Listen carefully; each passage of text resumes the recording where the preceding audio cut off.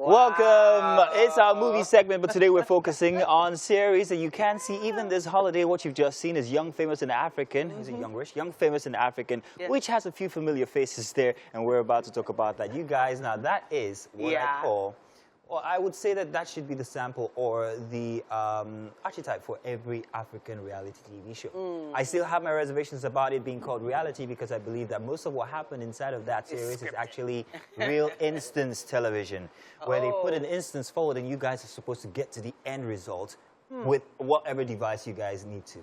And, so it's not exactly scripted reality. It's not it's unscripted. It's unscripted, but it's a real instance. Hey, but is there really any reality? There is never really. So as it stands, that is reality as it is. I will say that if you're going to define these TV shows based on what exactly they are, the only thing that is reality TV in Africa and Nigeria now would be series such this sort of maybe Who Wants to Be a Millionaire, because that's actually real. Sure. But for anything else, I think there is an instance that's put forward, and you guys are supposed to arrive at it. The best way, it will still be a Big Brother for me. But then, because this is what there's a lot of setting up and so it's a bit plastic. So it's glam. It's glam. It's very glam, which is what people want. People want to see affluence. They want to see colorful, glam personalities.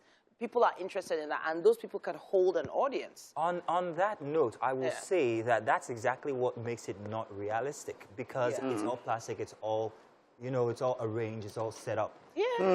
There is a certain voyeuristic curiosity that people have when it comes to celebrities and how they live their life. Now, what Young, Famous and African does is tries to bring you into that real-life instance of these guys. Thank God for the inclusion of people like Two-Face, Swanky. Tandile I actually loved very much. These people actually put out their real personalities. I also want to draw a line between what we saw inside of that series and Annie Dibia's life. I think that is actually what put plenty of pressure on their marriage in real life as well. Because the details that were expressed in there that you could draw lines in between from there to to the news that you've been hearing. So with TV shows, the timelines are never really exact. Even with shows like the Kardashians, it's probably like the whole year before that we're watching in just 30 minutes of a few episodes. So you can't really draw too many conclusions. Yes, and there's a lot that would have taken out. A lot was taken out. There's a lot that they feel doesn't get up to scratch. And then, like you said, some things we are seeing now were shot during the pandemic. Exactly. 2 years back. So there's a lot of, and really, but the point is that this is well packaged, this is well put together.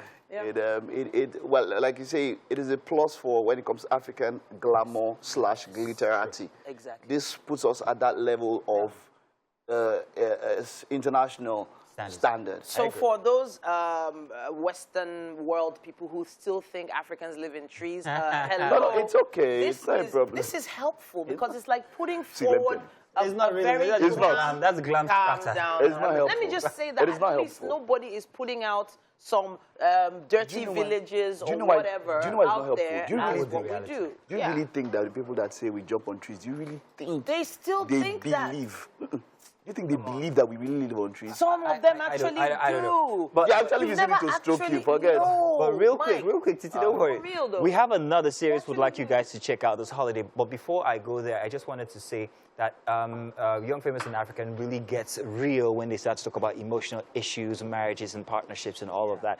And if that's something that you like to see, especially from the real status of people's lives, I think that's something you could see. And it's on, I think it's on streaming services. You can see it actually right now. Watch out for the DBS. They're fantastic. That's what I'll tell you.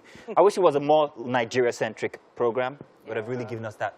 No, it's okay. It's African. They said it was African. Fine. Let's not be selfish. All-encompassing. Now, let's move on to something that Titi finds very, very exciting. In fact, she's holding herself back from bursting out at the Sims to talk about this. Let's see the trailer for Bridgerton Season 2, and we'll be back to talk about it. Yes, a romance novel in a series. That's how it's been described. So many amazing quotes come forth with the amazing voice of Julie Andrews being the narrator over this particular show. Bridgerton Season 2. I'm loving it. I love the great bright colors, the colorful use of language, the way they politely insult you in Queen's English. These guys, I think, they're intentional about inclusion.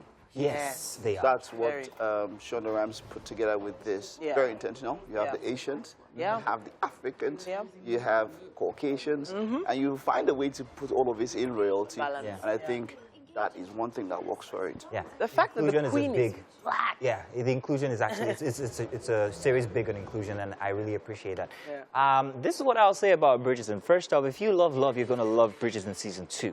Now, it's not a story that keeps you on the edge of your seat thinking that, oh, what's going to happen? Because the truth is, from episode 1, you know how it's going to end.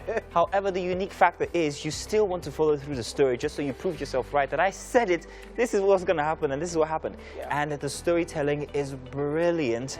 I can't say anything, there's nothing, it's flawless actually. It's beautiful, and it works all the way through every single episode. If you have not watched Bridgerton, hands up. Well, Mike, your show place in heaven is sure. I should think that your preference for Bridgerton is rather not to our liking. Oh, Benny, check it out, guys. Tell us what you think. Use the hashtag WakeUpNigeria on TVC. If you love it, if you're seeing it, if you're going to see it this holiday, make sure you let us know. We'll like to talk back at you guys. We'll be back to stay tuned.